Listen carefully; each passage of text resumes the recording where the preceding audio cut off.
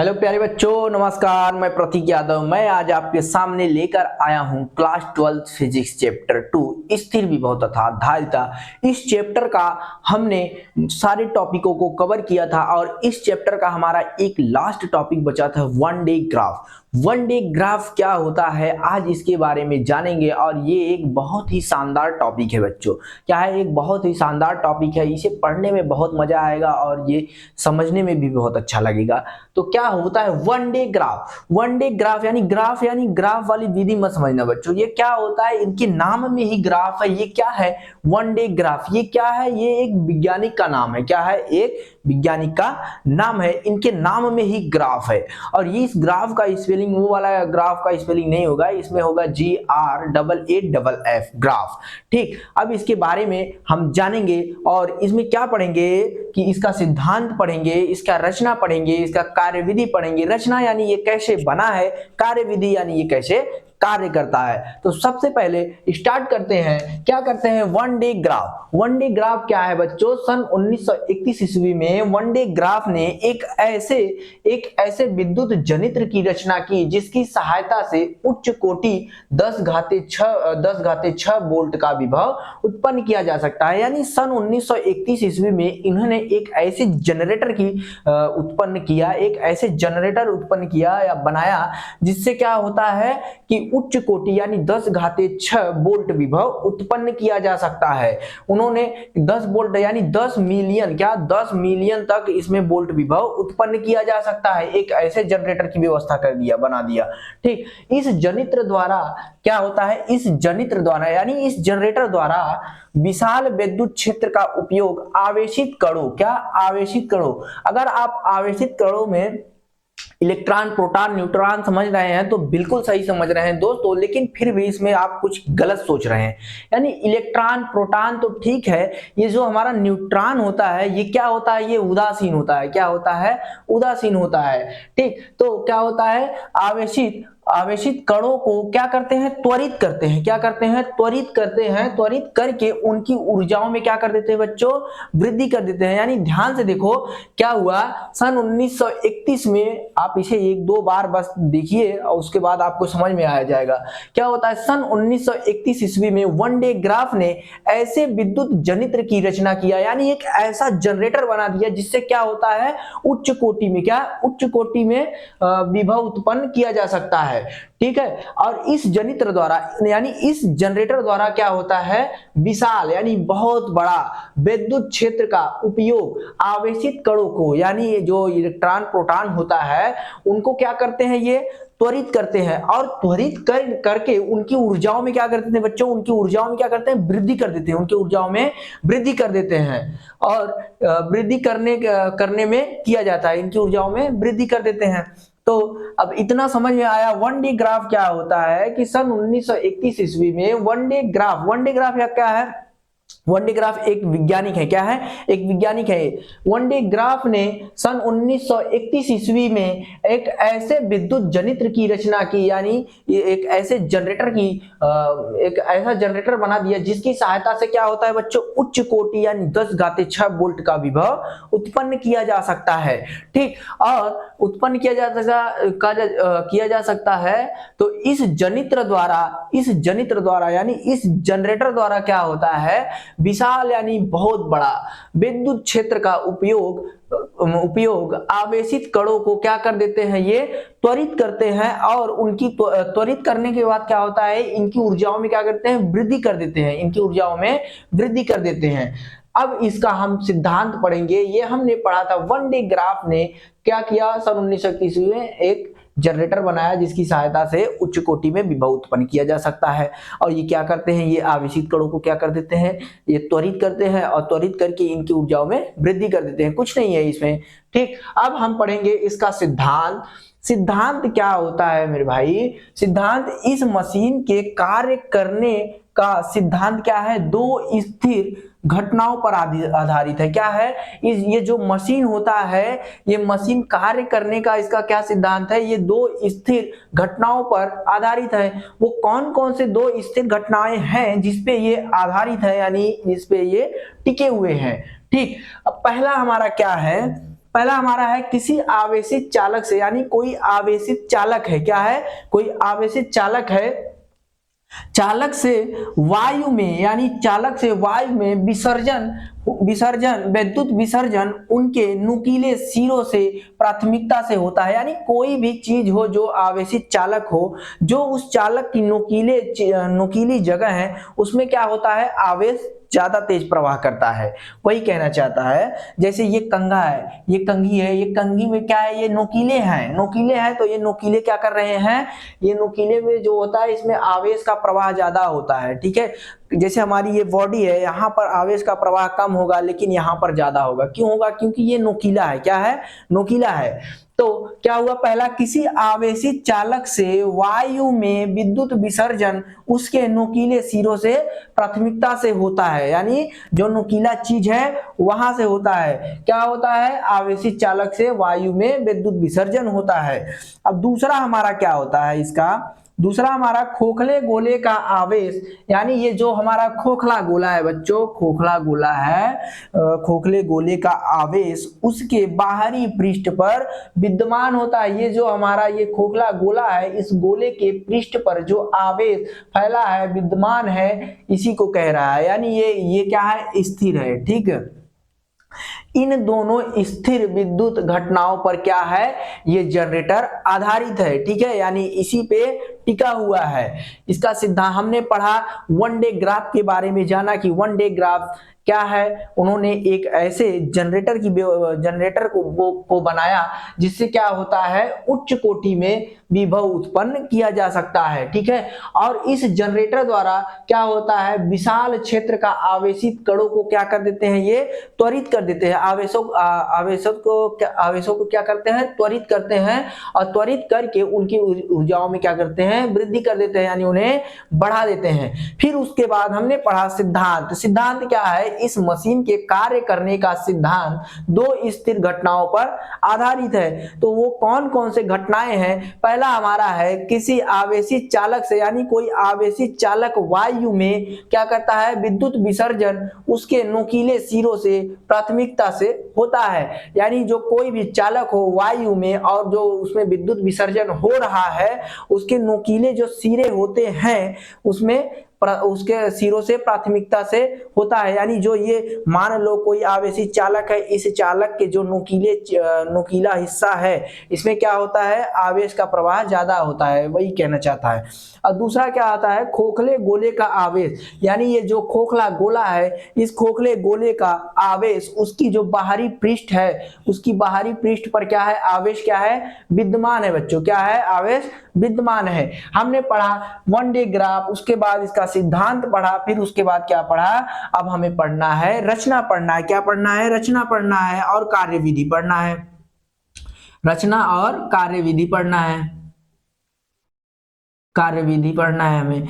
तो आप सब क्या कीजिए, इसको आप सब स्क्रीनशॉट लीजिए। स्क्रीनशॉट लेने के बाद आप अपने कॉपी में सबसे पहले वन डे ग्राफ डालिए, और वन डे ग्राफ डालने के बाद यहाँ तक लिखिए, क्या कीजिए, यहाँ तक लिखिए। फिर उसके बाद क्या करना है हमें, फिर हम उसके बाद क्या करेंगे, सिद्धांत हेडिंग डालेंगे। सिद्धांत हेडिंग डालने के बाद हम ये सब चीजें लिखेंगे। लिखने के बाद हमें ये फिगर बनाना है। अब हम पढ़ेंगे, यानी जानेंगे कि ये जो जनरेटर है, क्या है, वन डे ग्राफ जनरेटर है, ये कैसे बना है। तो रचना में हमें क्या पढ़ना है, इस फिगर के बारे में पढ़ना है। ये जो जनरेटर है, ये जनरेटर कैसे बनाया गया है, इसके बारे में हमें पढ़ना है। तो सबसे पहले क्या करना है, आप इसे स्क्रीनशॉट लीजिए और कॉपी में नोट कीजिए, और फिर उसके बाद हम स्टार्ट करें रचना और कार्यविधि, ठीक है, इतना आप नोट कीजिए।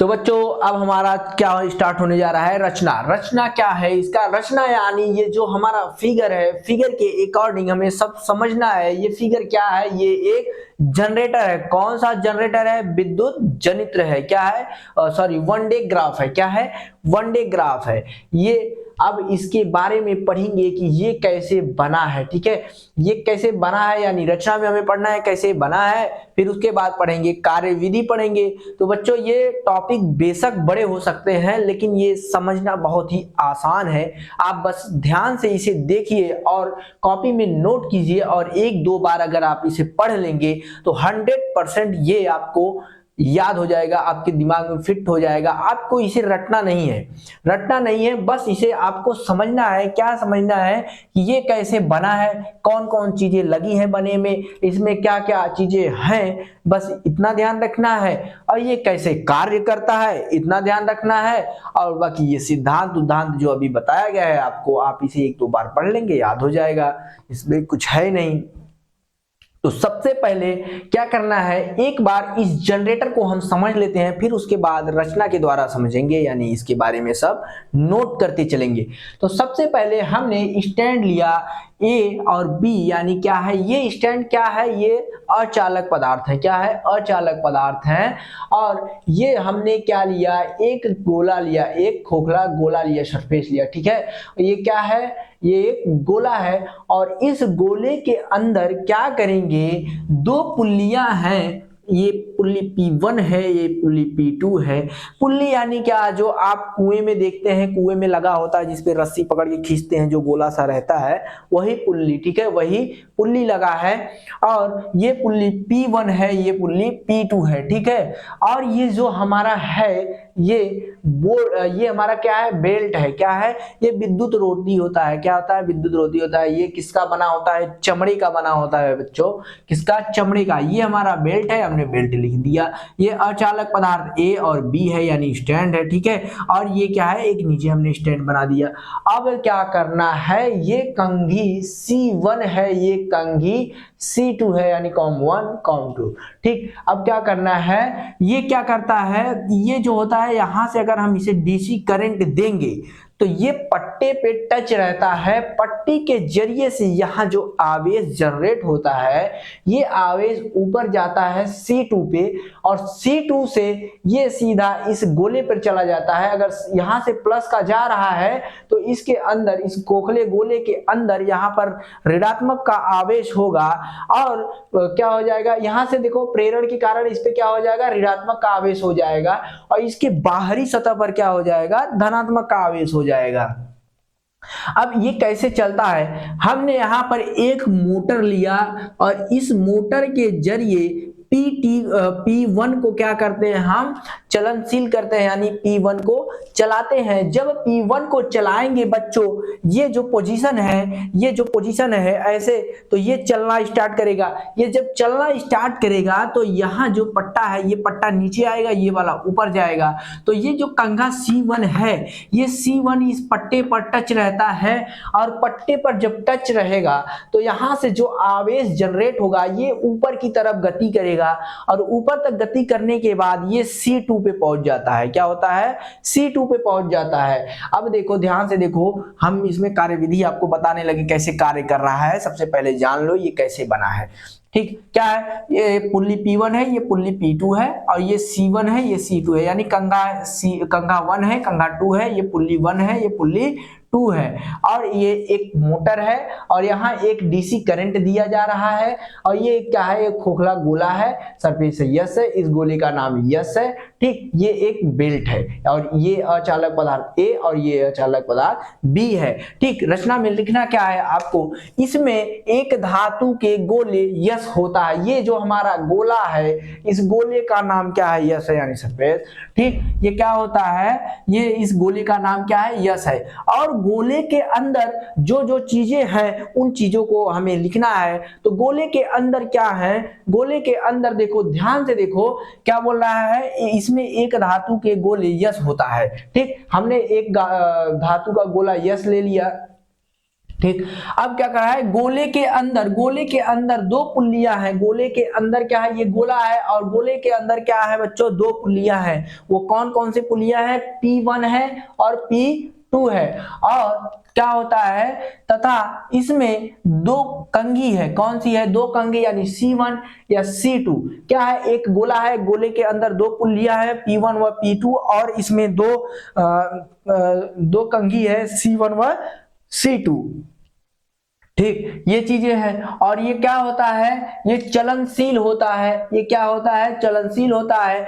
और ये जो हमारा पुल्ली P1 है, इसका संबंध किससे है बच्चों, मोटर से है। इसका संबंध किससे है, मोटर से है। जब मोटर चलेगा, जब मोटर को चलाएंगे तो पुल्ली P1 घूमेगा, जब पुल्ली P1 घूमेगा तो ये ऊपर की तरफ गति करेगा। ठीक, अब क्या होता है, तथा कंघी C1 का संबंध, कंघी C1, ये कंघी क्या है, C1 है, इसका संबंध किससे है बच्चों, इसका संबंध मोटर से है। इसका संबंध इसका संबंध किससे है, डीसी से है, यानी बैटरी से है, डायरेक्ट करंट से है। ठीक है, और पुल्ली P1 का मोटर से है। ठीक, ये रचना समझ में आया आपको, इस रचना को नोट कीजिए और फिर उसके बाद कार्यविधि स्टार्ट हो। ये टॉपिक बेशक बड़े हैं बच्चों, लेकिन इसे आपको ध्यान से पढ़ना है। अगर 1-2 बार अगर आप इसे पढ़ लिए तो समझ में आ जाएगा। ठीक है, नोट कीजिए इसको। तो बच्चों, अब हमारा कार्यविधि स्टार्ट होने जा रहा है। क्या, कार्यविधि। कार्यविधि में हम जानेंगे ये कैसे कार्य करता है, कैसे काम करता है, कार्यविधि जानेंगे। तो टॉपिक बड़ा है, इसे आपको रटना नहीं है, समझ समझ के पढ़ना है, फिर उसके बाद इसे नोट करना है। ऐसा करने से आपको ये बहुत आसानी से याद हो जाएगा और आप इसे लिख सकते हैं। अगर आप सोचेंगे कि इसे रटे तो ये नहीं हो पाएगा। ठीक है, तो इसे स्टार्ट करते हैं। कार्यविधि। कार्यविधि में सबसे पहले क्या किया जाता है, इसमें मोटर को चलाया जाता है। ये जो मोटर है, ये मोटर को चलाया जाता है। जब मोटर को चलाया जाएगा, एक बार पहले फिगर को समझो, फिर उसके बाद इसको लिखना। क्या होता है, ये जो मोटर है, मोटर को चलाया जाएगा। जब मोटर को चलाया जाएगा तो ये जो पुल्ली P1 है, ये क्या हो जाएगा, ये चलनशील हो जाएगा, यानी चलने लगेगा। जब पुल्ली P1 चलने लगेगा तो पुल्ली P पर क्या लगा है, एक पट्टे का बेल्ट लगा है। तो जब पुल्ली P1 चलने लगेगा तो ये पट्टा भी चलने लगेगा।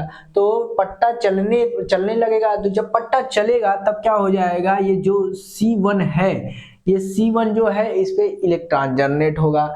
जब ये इलेक्ट्रॉन जो जनरेट होगा, ये ऊपर की तरफ जाएगा। ऊपर की तरफ जाएगा, किसकी सहायता से जाएगा, पट्टे की सहायता से। पट्टे की सहायता से ऊपर की तरफ जाएगा। जब ऊपर की तरफ जाएगा तो C2 के पास जाएगा, और C2 से ये क्या हो जाएगा, ये C2 का संबंध किससे है, इस गोले खोखले से है। तो C2 जो है, C2 पर जब ये आवेश आएगा तो ये इस पे ट्रांसफर होकर किस पे चला जाएगा, इस आवेश पर चला जाएगा। ठीक है, अब इसको समझते हैं। क्या समझते हैं, देखो लिखना क्या है। देखो, इसमें सबसे पहले मोटर चलाया जाता है। हमने सबसे पहले इसमें क्या करना है, मोटर को चलाना है। फिर उसके बाद जब मोटर चलाएंगे तो क्या हो जाएगा, जिसकी सहायता से P1 चलनशील हो जाती है। ये जो P1 है, ये क्या हो जाती है, चलने लगती है, चलनशील हो जाती है। इतना समझ में आया बच्चों। तो इसके बाद फिर क्या हो जाएगा, जिससे क्या, जब ये पुल्ली P1 है, ये जब गतिशील होगा तो क्या हो जाएगा, जिससे जो रबड़ का बेल्ट है, रबड़ का बेल्ट भी चलनशील हो जाएगा। क्यों चलनशील हो जाएगा, क्योंकि पुल्ली P1 पे और P2 पे क्या लगा है, रबड़ का बेल्ट लगा है। जब पुल्ली P1 चलेगा तो हमारा रबड़ का बेल्ट भी चलने लगेगा, वो भी चलनशील हो जाएगा। तब अब देखो, जो हमारा कंघी C1 है, कंघी C1 का संबंध किससे होता है, कंघी C1 का संबंध किससे है, DC से है। किससे है भाई, DC से है। ठीक, DC से है। जब DC से आवेश कंघी C1 पर, जो ये DC है यानी बैटरी है, इससे जो आवेश इस कंघी C1 पे जाएगा, C1 पे जाने के जब C1 की सहायता से पट्टे पर आ जाता है। ठीक है, जो DC है, DC आवेश जो दिया जाता है C1 को, C1 की सहायता से वो आवेश किस पे आ जाता है, पट्टे पर आ जाता है। किस पे आ जाता है, पट्टे पर, यानी बेल्ट पर आ जाता है। जब बेल्ट पे आ जाता है और पट्टे की सहायता से, क्या, पट्टे की सहायता से, ये जो पट्टा है, पट्टे पर आवेश है, अब इस पट्टे की सहायता से ये जो आवेश है कहाँ चला जाएगा, C2 के पास चला जाएगा। देखो, पट्टे की सहायता से C2 के पास पहुंच जाता है। कौन पहुंच जाता है, आवेश पहुंच जाता है बच्चों। ठीक, और कंघी C2 का संबंध किससे है, कंघी C2, ये जो कंघी C2 है, इसका संबंध किससे है, इसका संबंध धातु के खोखले गोले से होता है। ये जो हमारा खोखला गोला है उसका संबंध C2 से होता है, ठीक, C2 से होता है, जिससे प्लस आवेश उसके सतह पर समान रूप से फैल जाता है और कुछ समय बाद यह आवेश बहुत बढ़ जाता है। ठीक है, समझ में आया? कुछ नहीं होता है इसमें। सबसे पहले मोटर को चलाया जाता है। जब मोटर चलाएंगे तो हमारा पुल्ली P1 जो है वो क्या हो जाएगा, चलनशील हो जाएगा। जब पुल्ली P1 चलनशील होगा तो ये जो हमारा पट्टा है यानी जो रबड़ का बेल्ट है ये भी क्या हो जाएगा, चलनशील हो जाएगा। जब चलनशील हो गया तो ये जो हमारा C1 है DC से कनेक्ट है। किससे कनेक्ट है? DC से कनेक्ट है। तो जो इस पे जो इलेक्ट्रॉन आएगा, जो आवेश आएगा, वो आवेश पट्टे की मदद से कहां चले जाएंगे, C2 के पास चले जाएंगे। किससे, कहां चले जाएंगे, C2 पे चला जाएगा। और जो हमारा C2 है इसका संबंध किससे है, धातु के खोखले गोले से है। तो जो हमारा आवेश यहां से जा रहा है ये C2 पे जाएगा। C2 से ये जो गोली धातु के गोली खोखला गोला है इस पे क्या हो जाएगा, ट्रांसफर हो जाएगा। इस पे क्या हो जाएगा, समान रूप से फैल जाएगा। इतना समझ में आया? इसमें कुछ है नहीं, बस तो कार्यविधि समझ में आया होगा। ठीक है, इतना तो समझ में आया होगा, तो आप इसे भी नोट कीजिए। और नोट करने के बाद अब हम मिलते हैं एक अगले अध्याय विद्युत धारा में। ठीक है दोस्तों, तो अगले वीडियो में मिलेंगे विद्युत धारा में। तो आप इसे नोट कीजिए और इसे रटना नहीं है आपको। सो समझो, बस क्या करना है, समझो, समझ के बस लिखना है। कैसे कार्य कर रहा है वो लिख दो। कार्यविधि में रचना में क्या लिखना है आपको, रचना में लिखना है जैसे जैसे ये बना है, जिन जिन चीजों से बना है उसके बारे में लिखना है, बस रचना हो गया। ठीक, इतना है तो इतना आप इसे नोट कर लीजिए। ये हमारा वन डे ग्राफ था। ठीक, वन डे ग्राफ क्या है, एक वोल्ट विभव उत्पन्न करता है। कितना वोल्ट विभव उत्पन्न करता है, 10⁶, यानी ये उच्च विभव वाली वोल्ट विभव उत्पन्न करता है। ठीक है, तो कुछ मोटिवेशन हो जाए, क्या हो जाए, उम्र थका नहीं सकती, ठोकरे गिरा नहीं सकती। उम्र थका नहीं सकती, ठोकरे गिरा नहीं सकती, अगर जिद हो जीतने की तो हार भी हरा नहीं सकती। तो जय हिंद दोस्तों, मिलते हैं नेक्स्ट वीडियो में।